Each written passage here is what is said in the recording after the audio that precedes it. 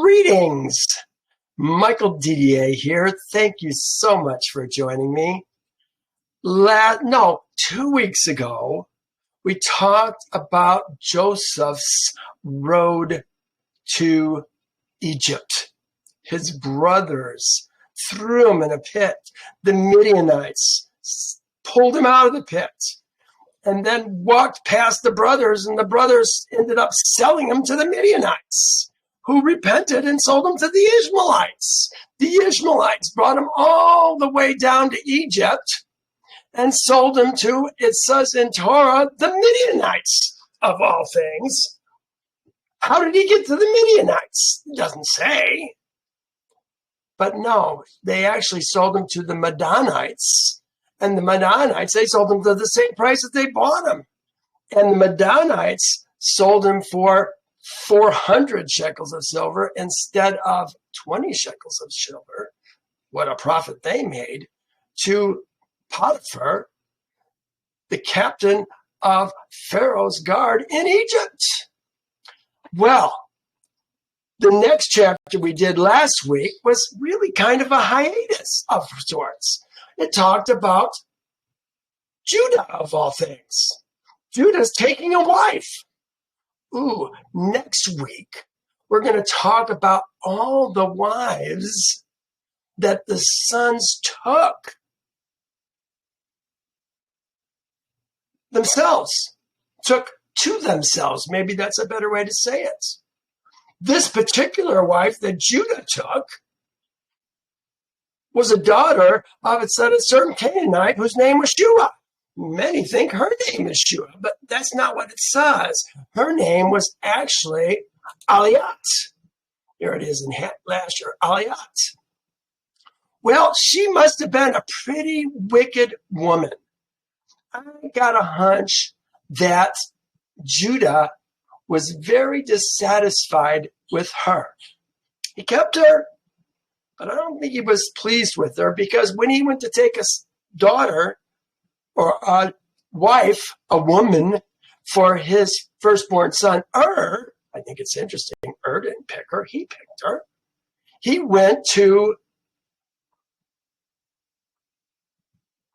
where did he go? He went to Shem and took the daughter of Elam. Elam, contrary to what I said last week in my confusion, I don't know why I was confused about that. It's plain as day right here.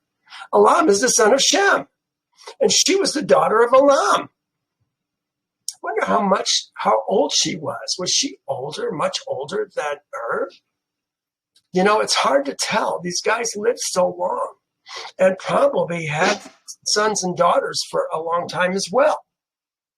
Well, in verse 1, it said Judah departed. We saw that word was an interesting word, because here's the word. It says, this got to get to the right one. Here's the word. It says went down. Yorad. Judah went down. But I don't think we're talking about a physically going down. He wasn't on a mountain and he went down. No, I think this was more spiritual or emotional or mental descent that Judah had made. It says he departed from his brothers. He left. He went down. The word they used, descend, to fall, to bring down. I think taking a woman of Canaan, although you're going to see many of his brothers are going to take women from Canaan. Why is that? I don't know. He departed. I bring this up because the very first verse that we're going to talk about today, when we get back to the Joseph story, was now Joseph had been taken down. Joseph had been Yorad. Same word, brought down. I don't think, it is south. I don't think it's because they were in the north and he's in the south. No, I think it's more than that. He was brought down, descended It's interesting that we see, look at this in the purple. Yehovah was with Joseph, and his master saw that Yehovah was with him and that Yehovah made all that he did prosper. He's going down. He's being brought to a place that he probably wouldn't choose to be, wouldn't you say? Yet, Yehovah is with him. It says, let me just read it. Now Joseph had been brought down to Egypt, and Potiphar, an officer and captain of the guard, an Egyptian, bought him from the Ishmaelites. Well, we just got through seeing in the very last time they were talking about Joseph, it said in 37, here it is down here, it says that the Midianites sold him in Egypt to Potiphar. Well, they're both wrong because it's the Midianites who sold him to Potiphar. The Ishmaelites sold him to the Midianites as the Midianites were leaving Egypt and they were coming into Egypt. And the Midianites said, hey, we know somebody who wants this guy. And so they went back. Well, today is the story of his adventure in the house of Potiphar. Oh my. It says in verse 2, and Yehovah was with Joseph, and he was a successful man. He's 17 or 18 years old. And he was in the house of his master, the Egyptian. His master is Adon. It's a form of Adon for his. The yod, no, the vav at the end is what says his. Adonav is how you would say this. Remember, Adonai is my master. Adon is master. Adonav is his master. It all has to do on how it is declinated as a noun to fit the sentence. And he was in his master's, he was in the house of his master. He was in his master's house. His master, the Egyptian's house, probably is what it says in Hebrew. And his master saw that Yehovah was with him and that Yehovah made all that he did to prosper in his hands. Keep in mind, again, Yehovah was with Joseph. Yehovah was with him. Yehovah made all that he did to prosper. It goes on several times where he's seeing Yehovah blessing Joseph and the work of his hands. His mother, remember, he got a vision from the grave when he was crying on his way down to Egypt. He laid on his mother's grave in Bethlehem. And he heard a voice. I think it was a vision. But she said, go down with these men and obey your master. Oh, it's so interesting. Yehovah is preparing Joseph for a new mission. Remember, this is a mission that's eventually going to save the life of his entire family and the Israelite people. Wouldn't have made it if he hadn't been brought down. So Joseph found favor in his sight, and served him. Then he made him overseer of his house, and all that he had, he put under his authority. All that he had. Look at this. All that he had, all that he had, all that he had, all that he had. It has even more. All that he has. I look for these repetitions. Well, if you read it carefully, you can't miss it. All that he had. Overseer of his house and all that he had. That Yehovah blessed the Egyptian's house for Joseph's sake. And the blessing of Jehovah was on all that he had, in his house and in his field. Thus, he left all that he had in Joseph's hands. And he did not know what he had except for the bread which he ate. He didn't keep track of what was coming, what was going. He might have been buying servants. He might have been buying cattle. He might have been buying all kinds of things, seed for the fields. Joseph handled it all. He didn't have to worry about it. He had his own job. Joseph was blessed in his house. Thus he left all that he had in Joseph's hand, and he did not know what he had except for the bread that he ate. Now Joseph was handsome in form and appearance. Where have we heard that kind of thing before? Look at this. I put nice body and handsome face, just like Rachel. Look what it said about Rachel's. It says Leah's eyes were delicate, but Rachel was of beautiful form and appearance. He was of handsome form and appearance. Great body, beautiful face. People looked on him. Oh, you won't see that so much in Yasher, in Torah. But wait till we read Yasher. We're going to read that next. This is a short portion here, unless I keep talking. And it came to pass after these things that his master's woman cast longing eyes on Joseph. And she said, lie with me. This is, remember, his master, Adonav. This is Isha Adonav, his master's woman. Here's her name. Yasher gives her a name. Torah doesn't even give her name. At that time, whilst he was in his master's house, there's the same words, master's house. Oh, I got his master's wife, that's coming too.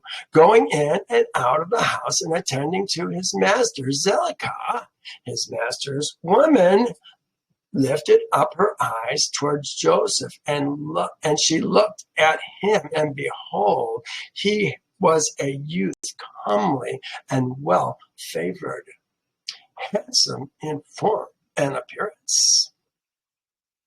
But he refused. Remember, she said, lie with me.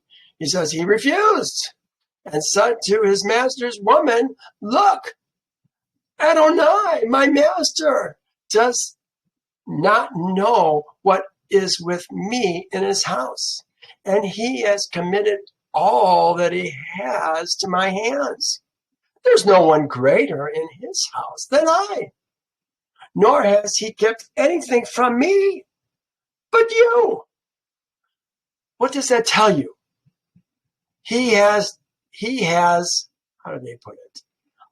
He has committed all that he has in my hand. There's no one greater in my house, nor has he kept anything from me but you. In other words, she is a possession of Potiphar. He hasn't kept anything from me but you, because you are his woman. Look at his woman. Here it is again. Now this is the same word, his woman, but instead of Adonav, they're using the Isha with the Vav at the end of it. I don't look to see how that would be pronounced, but it's his Isha, his woman. How then can I do this great wickedness and sin against Elohim? I would have to say sin against Elohim and Potiphar, because it would be a sin against both of them. What does Jehovah say? It's the, fourth? No, fourth would be fifth or sixth commandment. You shall not commit adultery. Very plain. But few understand what adultery is. If a man is married and he goes to and has sex with another woman who's not married, that's not adultery, folks. Is it right? If he's taking another wife, it is. If a man takes another wife, makes it very clear in Torah.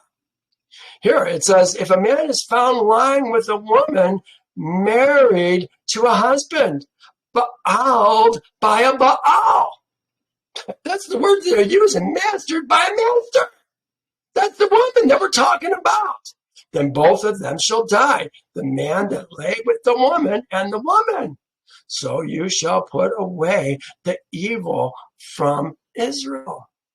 You know, Proverbs says, whoever commits adultery with a woman lacks understanding. He who does so destroys his own soul.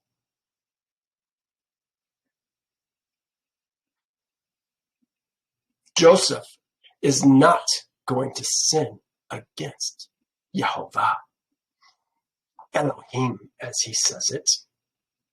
So it was, as she spoke to Joseph day by day, that he did not heed her to lie with her or to be with her. You know, it says day by day. Yasher makes it very clear how long this went on. Torah simply says day by day. But it happened about this time when Joseph went into the house to do his work, and none of the men of the house, none of the house's men were inside, that she caught him by his garment, saying, lie with me. And he left his garment in her hand and fled and ran outside. It makes it sound like what? She grabbed his garment, he slipped out of his garment and started running. Is that how you would interpret this? I think that is incorrect understanding. We're going to find out in just a second. It says, and so it was, when she saw that he had left his garment in her hands and fled outside, that she called to the house's men and spoke to them, saying, see, he has brought into us a Hebrew to mock us. It makes me wonder if she has some feelings about Hebrews. I wonder if there was some, what's the word I want to use? I'm falling short of it right now. See, he has brought to us a Hebrew to mock us. He came to me to lie with me and cried out with a loud voice.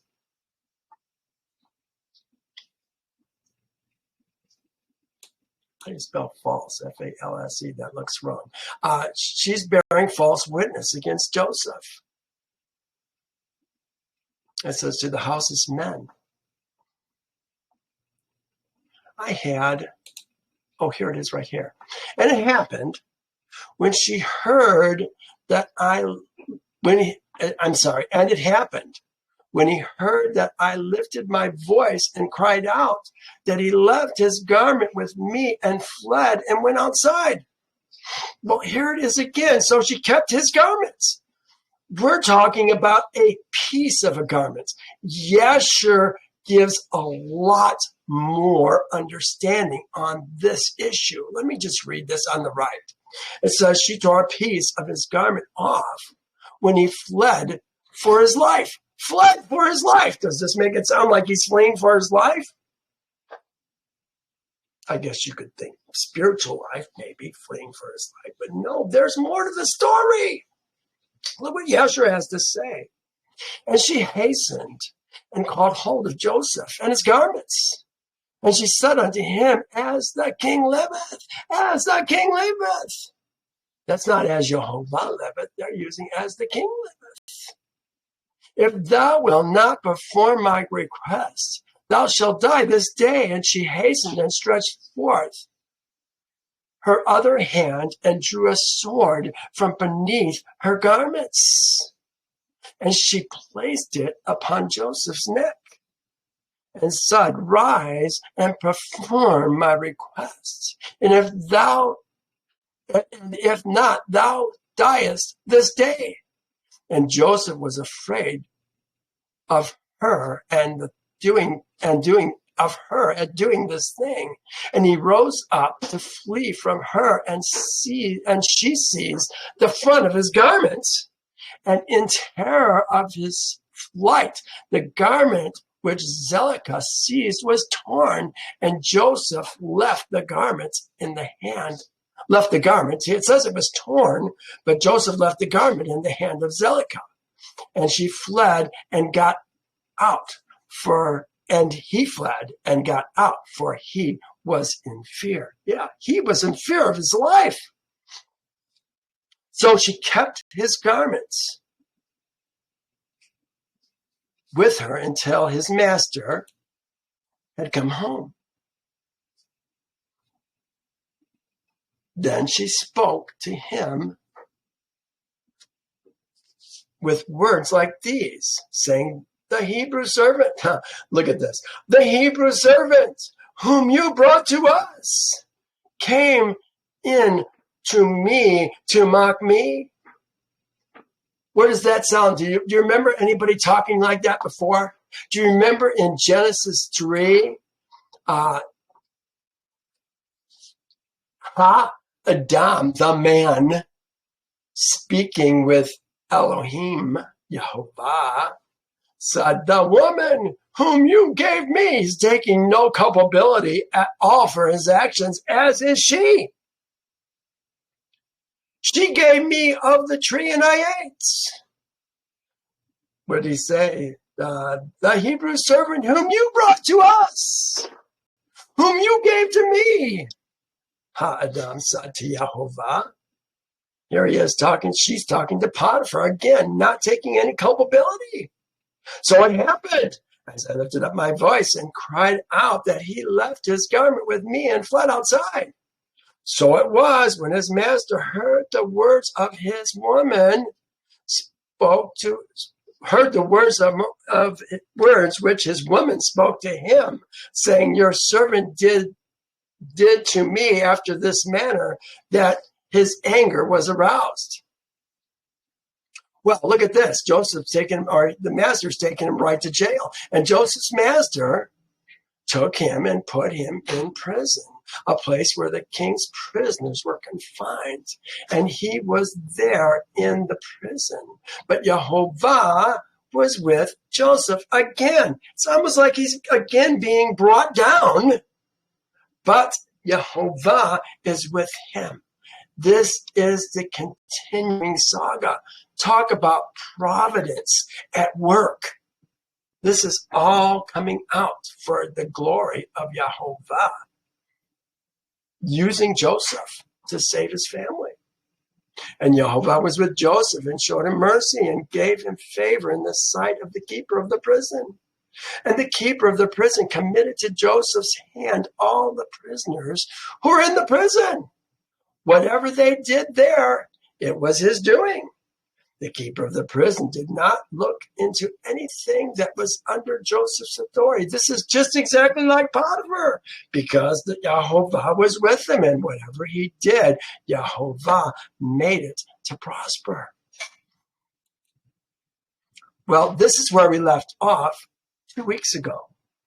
We were talking about the Ishmaelites. Here, let me just reinforce this because I want you to see this. And the Midianites, not the Midianites, the Midian. Talking about Midian or Midian. They're both sons of Abraham through Keturah. These are the Midianites went down and bought unto him the Ishmaelites who had sold him to them. And they told him, saying, he is a slave, and we sold him to them.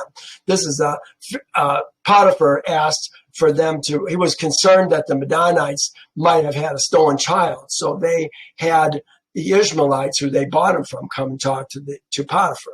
And Potiphar heard the words of the Ishmaelites in his giving the silver unto the Medanites. And the Medanim, plural of the and the Medim, and the Medim took the silver and went on their journey, and the Ishmaelites returned home. This is where we picked up. And Potiphar took Joseph and brought him to the house that he might serve him. And Joseph found favor in the sight of Potiphar.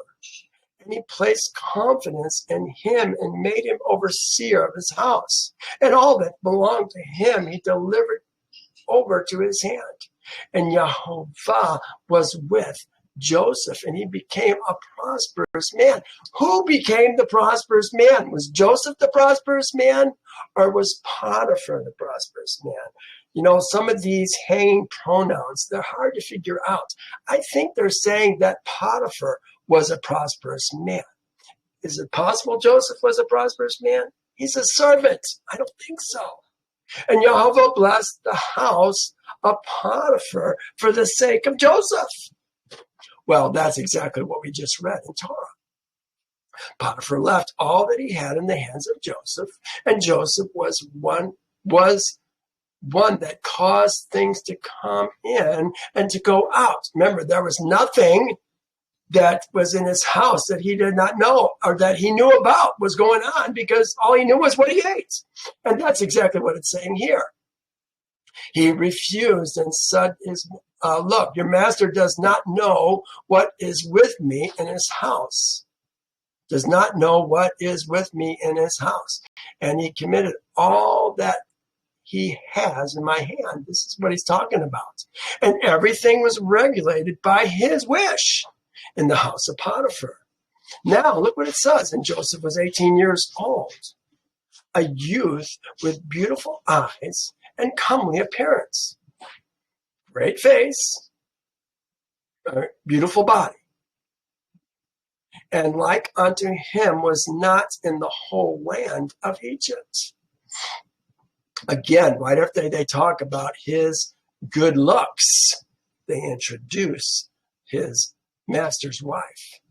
And at that time, whilst he was in his master's house, going in and out of the house and attending to his master, Zelicah, his master's woman, lifted up her eyes and saw Joseph, and she looked at him, and behold, he was a youth, comely and well-favored. And she coveted his body in her heart, his beauty in her heart, his body too. And her soul was fixed upon Joseph, and she enticed him day by day. So here it says day by day. But we're going to see what day by day actually means. And Zelicah pursued Joseph daily. But Joseph did not lift up his eyes to behold his master's woman. And Zelicah said unto him, how goodly are thy appearance and form. Truly I have looked at all the slaves and have not seen so beautiful a slave as thou. And Joseph said to her, surely he who created me in my mother's womb created all mankind. What's he saying? He's saying, I'm just like anybody else. I'm no different. And she said unto him, how beautiful are thine eyes, which thou hast bedazzled all the inhabitants of Egypt, men and women. And he said unto her, how beautiful they are whilst they are alive. But should thou behold them in the grave, surely thou wouldst move away from them. What is that? What is he saying? He says, charm is deceitful, beauty is passing, but a woman who fears Jehovah shall be praised.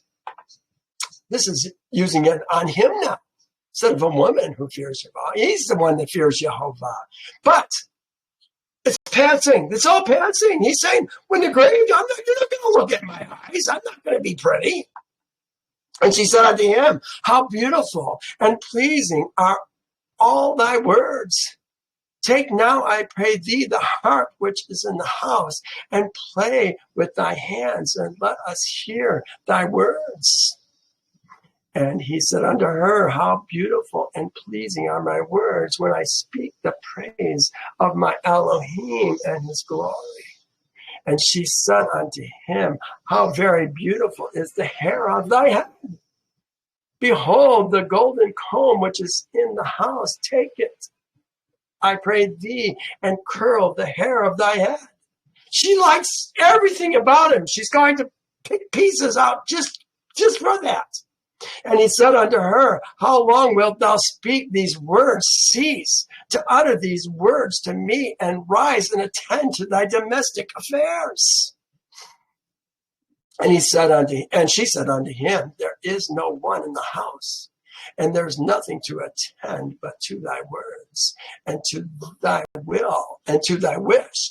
Yet withstanding all this, she could not bring Joseph unto her, neither did he place his eyes upon her, but directed his eyes below to the ground. He stayed very submissive. He wasn't going to play her games. And Zelicah desired Joseph in her heart that he should lie with her. And at that time, Joseph was sitting in the house doing his work. Zelicah came and sat before him, and she enticed him daily with her discourse to lie with her discourse to lie with her, and or ever to look at her. But Joseph would not hearken to her.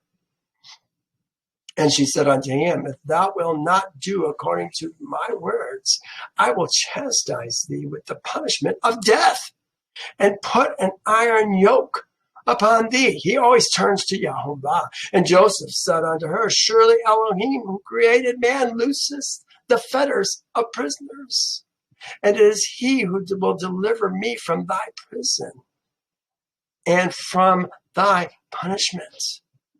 And when she could not prevail over him to persuade him, and her soul being still fixed upon him, her desire threw her into grievous sickness. She was getting sick now because she couldn't have Joseph. And all the women of Egypt came to visit her, and they said unto her, why art thou in this declining state? Thou that lackest nothing, surely it says husband, thy man is a great and esteemed prince in the sight of the king. Shouldst thou lack anything of what thy heart desires? Just take him. And Zelicah answered them, saying, this day it shall be made known to you whence this disorder springs, in which you see me. And she commanded her maidservants to prepare food for all the women. And she made a banquet for them, and all the women ate in the house of Zelicah. And she gave them knives to peel the citron to each of them. And she commanded that she should dress Joseph in costly garments, and that he should appear before them. And Joseph came before their eyes, and all the women looked at Joseph and could not take their eyes from off him. And they all cut their hands with the knives that they held in their hands. And all the citrons that were in their hands were filled with blood. They're cutting themselves, not unawares. And they knew what they had done, and they did not know what they had done, but they continued to look at the beauty of Joseph and did not turn their eyelids from him. And Zelicah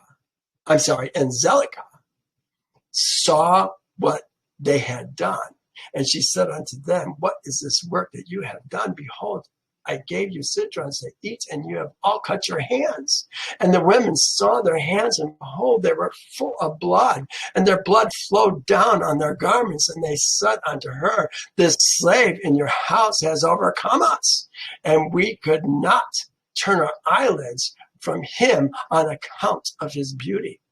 And she said unto them, surely this happened to you in a moment, in the moment that you looked at him, and could not contain yourselves from him.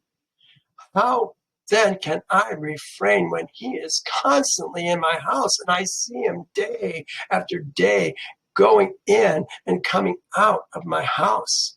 How then can I keep from declining or even from perishing on account of him? And they said unto her, and they said unto her, the words are true. For who can see this beautiful form in the house and refrain from him? And is he not thy slave and attendant in the house? Why dost thou not tell him that which is in thy heart? Then suffer thy soul to perish through this matter. Well, she's tried that. And she said unto them, I daily endeavoring to persuade him, and he will not consent to my wishes. And I promised him everything that is good, and yet I could meet with no return from him. I am therefore in a declining state, as you see. And Zelicah became ill on account of her desire towards Joseph. And she was desperately lovesick on account of him, and all the people of the house of Zelicah and her husband knew nothing of this matter, that Zelicah was ill on account of her love for Joseph. And all the people of her house asked her, saying, Why art thou ill, declining, and lackest nothing? And she said unto them, I know not this thing which is daily increasing upon me. And all the women and her friends came daily to see her. Yeah, they are really coming daily to see her now because they know Joseph is there.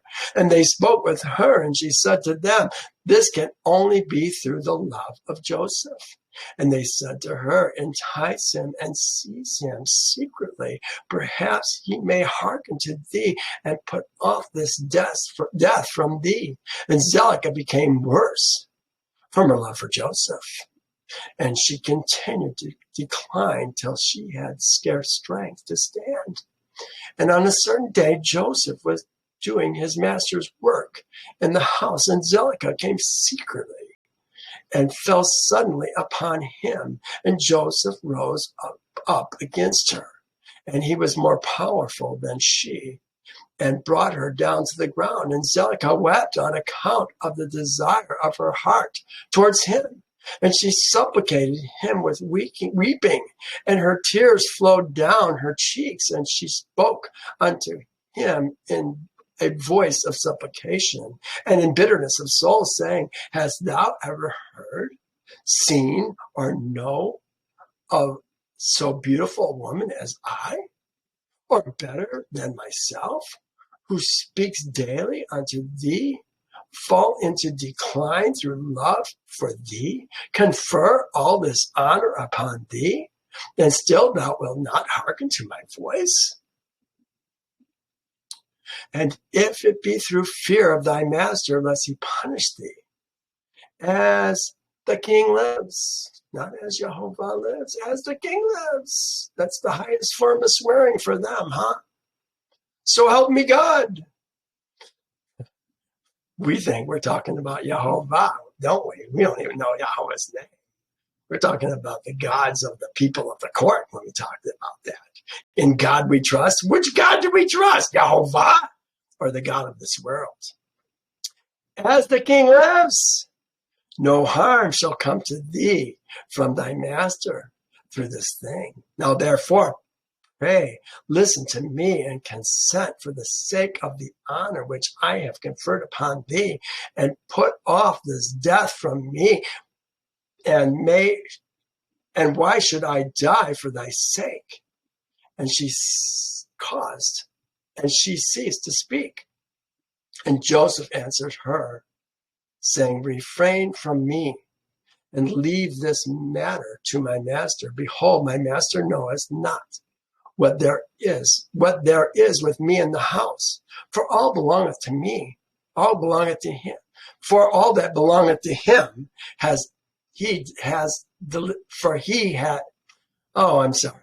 Behold, my master knoweth not what there is with me in the house. For all that belongeth to him, he has delivered into my hand. And how shall I do these things in my master's house? No, I can't do that, he's saying. For he has also greatly honored me in his house. He has also made me overseer of his house, and he has exalted me, and there is no one greater in this house than I. He's the greatest one in this house, not the woman, not the wife. And my master has refrained nothing from me except thee, who art his woman. How then can thou speak words unto me, and how can I do this great evil and sin against Elohim and to thy husband? Oh, isn't that interesting? Torah only said sin against Elohim. It is. It's a sin against Elohim and to her man. It says husband. It's man. Her man. Her Baal. Remember, it said to the man who Baal's. Oh, I forget how they wrote it in the last one. They used Baal twice. Once as a verb, once as a noun. Now, therefore, refrain from me and speak no more such words as these, for I will not hearken to thy words. But Zelicah would not hearken to Joseph when he spoke these words unto her, and she daily enticed him to listen to her. This is going on a long, long time. And it was after this that the brook of Egypt was filled above all its sides. And all the inhabitants of Egypt went forth, and also the king and the princes went forth with timbrels and dance, for it was a great rejoicing in Egypt, and a holiday at the time of the inundation of the sea Sihor. And they went there to rejoice on that day. When the rivers overflow, remember, they're coming down from all Egypt, all Africa. And when they overflow, they bring such fertile new soil to the area. And this is a blessing. I would guess this is probably something that's happening in the spring. I wonder if it's kind of in place of Passover, like we have Easter, Ishtar. And when the Egyptians went out to the river to rejoice, as was their custom, all the people of the house of Potiphar went with them. But Zelicah would not go with them, for she said, I am indisposed. And she remained alone in the house, and no other person was with her in the house. She's got a plan. And she rose up and ascended to her temple in the house, and dressed herself in princely garments. And she placed upon her head precious stones of onyx, inlaid with silver and gold. And she beautified her face and skin with all sorts of woman's purifying liquids. And she perfumed the temple and the house with cassia and frankincense. And she spread myrrh and aloes. And she afterwards sat in the entrance of the temple, in the passage of the house, which Joseph passed to do his work. And behold, Joseph came in from the field and entered the house to do his master's work. And he came to the place through which he had to pass, and he saw all the work of Zelicah, and he turned back. It's like he saw her and turned around. And Zelicah saw Joseph turning back from her, and she called out to him, saying, What aileth thee, Joseph?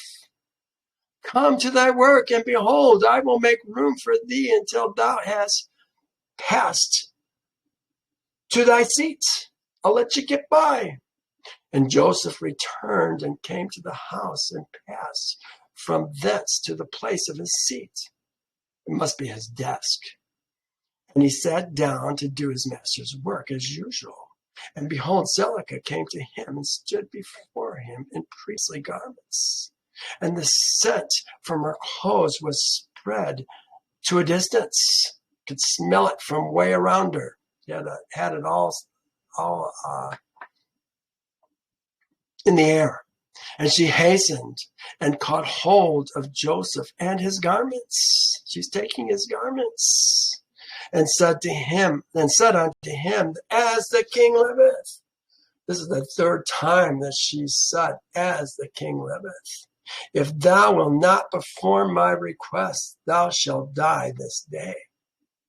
And she hastened and stretched forth her other hand and drew a sword from beneath her garment. I would guess this is a knife, a long knife. And she placed it upon Joseph's neck. And she said, rise and perform my request. And if not, thou diest this day.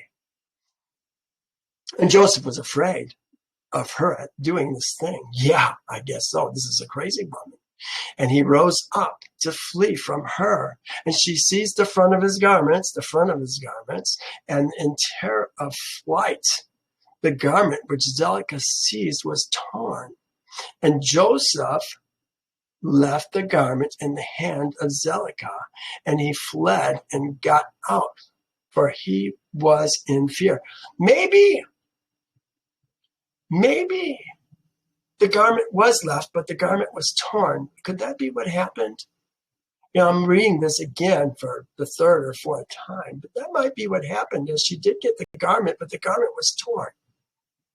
And Zelicah saw that Joseph's garment was torn and that he had left it in her hand and had fled. Yeah, I think she did get the whole garment. And she was afraid. She was afraid of her life and fled.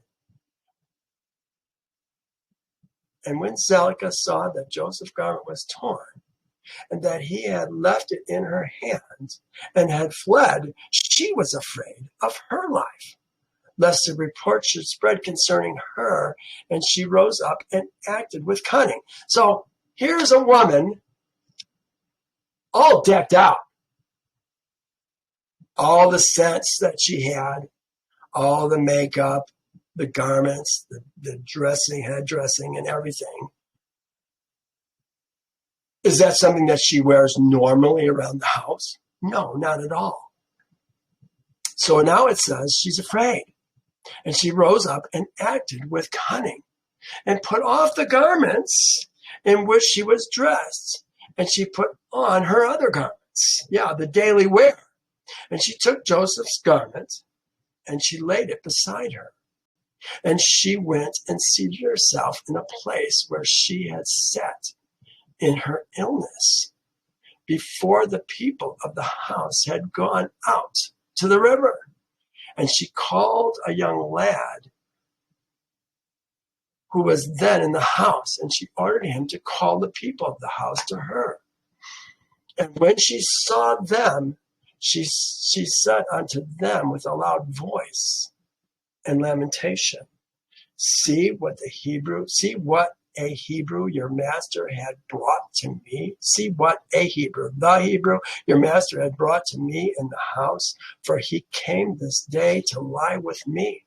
And when you had gone out, he came to the house, and seeing there was no person in the house, he came unto me and caught hold of me with the intent to lie with me. How could they not know what was going on? And I seized his garments and tore them and called out against him with a loud voice. And when I lifted up my voice, he was afraid of his life and left his garment before me and fled. And the people of the house spoke nothing, but their wrath was very much kindled against Joseph. Oh, the poison that's coming from her lips now is affecting others. And they went to his master and told him the words of his wile, deceiving, beguiling,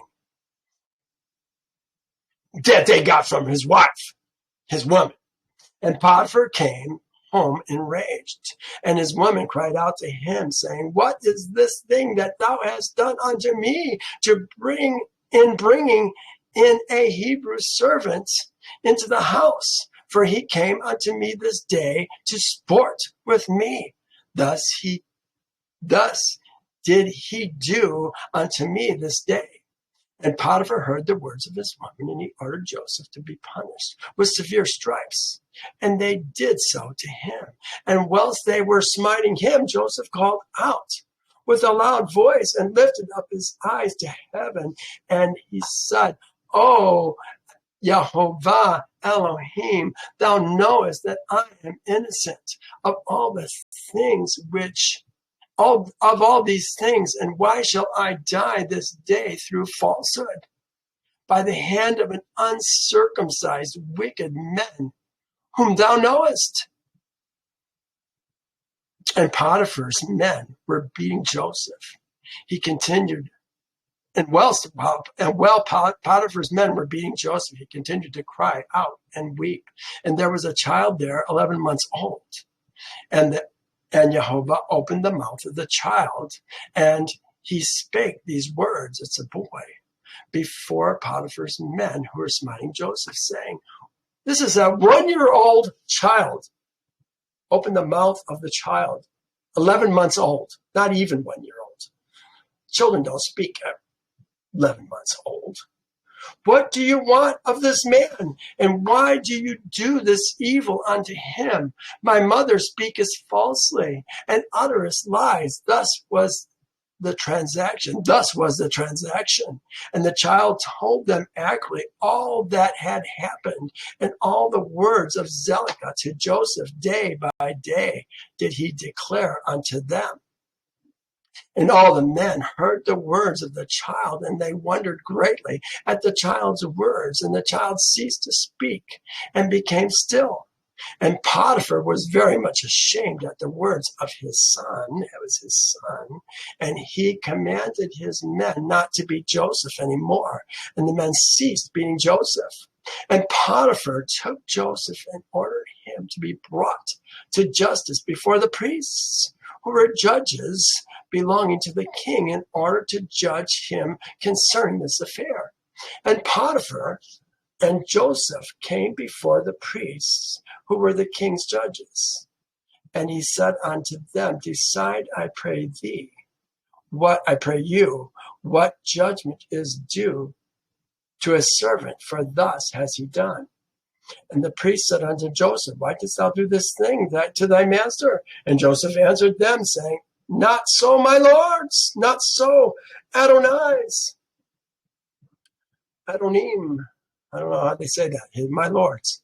Thus was the matter. And Potiphar said unto Joseph, "Surely I trusted thy hand in all belonging to me, and I withheld nothing from thee but my woman. And how couldst you do this evil?" And Joseph answered, saying, "Not so, my lord. As Jehovah liveth, not as the king liveth, as Jehovah liveth, and as thy soul liveth, my Lord, Adonai. The word which thou didst hear from thy woman is untrue, for thus was the affair this day. And the year was elapsed to me since I have been in thy house. Hast thou seen any iniquity in me, or anything which thou might cause thee to demand my life?"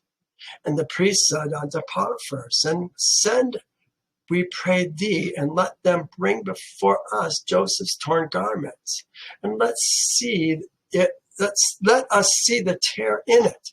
If it shall be a tear in the front of the garment, then the face must have been opposite to her, and she must have caught hold of him to come to her. And with deceit did thy wife do all that she has to do, and with deceit did she say all that she had spoken. And they brought Joseph's garment before the priests, who were judges, and they said unto him, Behold, the tear was in the front of Joseph. And all the judging priests knew that she had pressed him. And they said, the judgment is death. The judgment of death is not due the slave, for he has done nothing. He has done nothing. But they're still going to put him in jail. But his judgment is that he be placed in prison house on account of the report which through him has gone forth against thy woman. It's almost like they don't want to bring a bad name on her. And Potiphar heard their words and placed him in prison, in the prison house, a place where the king's prisoners are confined. And Joseph was in the house of confinement 12 years. And notwithstanding, his master's woman did not turn from him. She's still coming. And you know what? I'm going to stop here. Do I stop here? Oh, we're going to continue. And notwithstanding this, his master's wife did not turn from him, and she did not cease from speaking to him day after day to hearken to her. And at the end of 3 months, Zelicah continued going to Joseph to the house of confinement day by day, and she enticed him to hearken to her. And Zelicah said to Joseph, how long wilt thou remain in this house? But hearken now to my voice, and I will bring thee out of the house. And Joseph answered her, saying, it is better for me to remain in this house than to hearken to thy words and sin against Elohim. And she said unto him, if thou wilt not perform my wish, I will pluck out thy eyes, add fetters to my feet, and will deliver thee into the hands of them whom thou didst not know before. And Joseph answered her and said, behold, Elohim, the Elohim of the whole earth. He didn't say world, he said earth. You know, this is important. We have learned a lot of lies. Behold, the Elohim of the whole earth is able to deliver me from all thou canst do unto me. For he opened the eyes of the blind and loosened those that are bound, and preserveth all strangers who are unacquainted with the land. It's kind of Joseph. And Zelicah was unable to persuade Joseph to hearken to her. And when Zelicah was unable to persuade Joseph to hearken to her, she left off going to entice him, and Joseph was still confined in the house of confinement. And Jacob, the father of Joseph, and all his brethren who were in the land of Canaan still mourned and wept in those days on account of Joseph. For Joseph refused to be comforted for his son Joseph. And Jacob cried aloud and wept and mourned all these days. Well, next time we meet, we're going to be talking about the women that Israel's seed, his immediate sons, took to themselves. The children, really the sons that they had, I'm sure they had daughters, they're only going to list the sons. The children that they had when they came in to Egypt. Oh, it's going to be very interesting to see the kind of women that they took. We'll probably get a little bit more into Joseph's time in this prison also next week. Well, hey, thank you so much for joining me. I'm so glad you were here today. Have a wonderful day, and we'll see you next time. Bye now.